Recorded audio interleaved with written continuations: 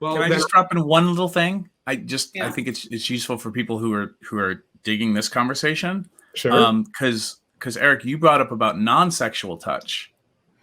I'm also curious about people who they start hugging again, who are in partnerships, and they're just like, oh my God, I haven't hugged another human being. Like, I've only been hugging my partner for a year. And they're having such a moment that their partner's going to get jealous. So I'm also I'm wondering if there's going to be a lot more jealousy this summer and wobbliness for couples and friendships as they come out of the cave, because it's going to be palpable that people are just so relieved to touch other people, and that some people might take it personally and be like, well what, like I wasn't enough for you.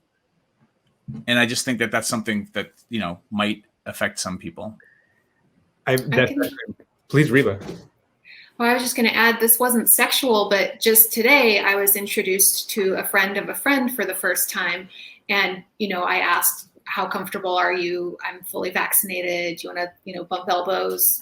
What's your comfort level? And she said, I'm fully vaccinated past the 2 weeks. Can I please have a hug? This is the person I'm meeting for the very first time.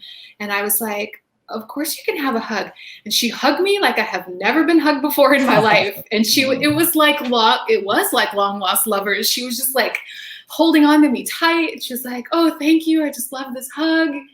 We'd never spoken. We hadn't spoken more than like 5 words. So that was non-sexual. But if that's happening in a non-sexual way, then yeah, I think what Reed is saying is spot on, especially people that you are fond of already and do have connections with already. I bet that's a very real thing. That's really what I was getting at. I almost feel like there is going to be a version of the stereotypical, like dude sitting eating dinner, but I think my server's into me. She smiled.